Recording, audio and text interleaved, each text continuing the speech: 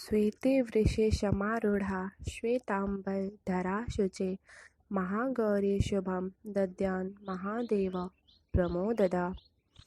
नवरात्रि का 8वां दिन माँ भगवती की 8वीं शक्ति माँ महागौरी की उपासना का दिन होता है।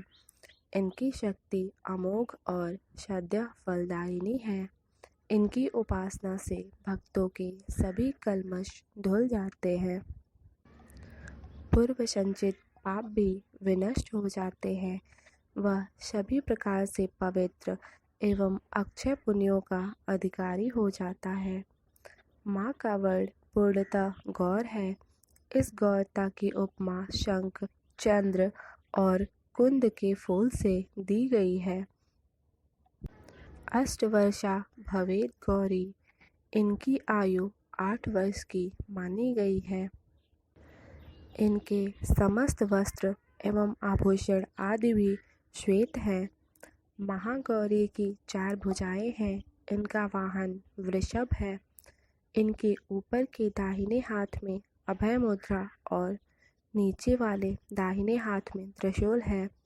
ऊपर वाले बाएं हाथ में डमरू और नीचे के बाएं हाथ में वर मुद्रा है।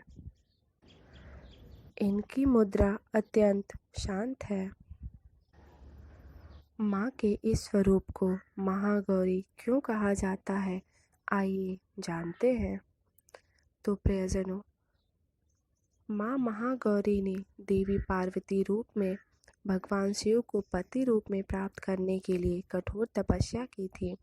एक बार भगवान भोलेनाथ जी को देखकर कुछ कहते हैं, जिससे देवी के मन में आहत होता है और पार्वती जी तपस्या में लीन हो जाती हैं। इस प्रकार वर्षों तक कठोर तपस्या करने पर जब पार्वती जी नहीं आती हैं, तो पार्वती को खोजते हुए भगवान शिव उनके पास पहुंचते हैं।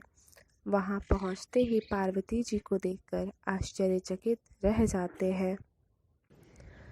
पार्वती जी का रंग अत्यंत ओजपूर्ण होता है।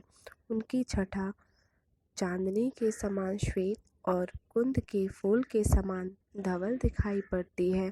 उनके वस्त्र और आभूषण से प्रसन्न होकर देवी उमा को गौर वर्ण का वरदान देते हैं। एक अन्य कथा अनुसार भगवान शिव को पति रूप में पाने के लिए देवी ने कठोर तपस्या की थी, जिससे इनका शरीर काला पड़ जाता है। देवी की तपस्या से प्रसन्न होकर भगवान इन्हें स्वीकार करते हैं और शिव जी इनके शरीर को गंगा जल से धोते हैं। तब देवी विद्युत के समान अत्यंत कांतिमान गौर वर्ण की हो जाती है तथा तभी से इनका नाम गौरी पड़ा। महागौरी रूप में देवी करुणामयी, स्नेहमयी, शांत और मृदुल दिखती हैं। देवी के इस रूप की प्रार्थना करते हुए देव एवं ऋषिगण कहते हैं, सर्व मंगल मांगल्ये शिवे सर्वार्थ साधिके शरण्ये त्र्यंबके गौरी नारायणी नमोस्तुते, नारायणी नमोस्तुते। माँ महागौरी से संबंधित एक अन्य कथा भी प्रचलित है। इसके अनुसार एक सिंह काफ़ी भूखा था। वह भोजन की तलाश में वहां पहुंचा। देवी को देखकर सिंह की भूख बढ़ गई, परंतु वह देवी की तपस्या से उठने का इंतजार करते हुए वहीं बैठ गया। इस इंतजार में वह काफ़ी कमज़ोर हो गया।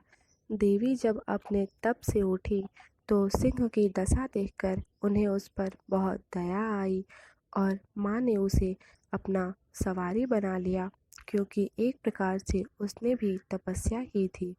इसीलिए देवी गौरी का वाहन बैल और सिंह दोनों ही हैं। प्रियजनों, महागौरी अपने भक्तों के कष्ट अवश्य दूर करती हैं। इनकी उपासना से आर्तजनों के असंभव कार्य भी संभव हो जाते हैं। अतः हमें भी माँ गौरी की महिमा का गुणगान करना चाहिए। या देवी सर्वभूतेषु माँ गौरीरूपेण संस्थिता, नमस्तस्यै नमस्तस्यै नमस्तस्यै नमो नमः।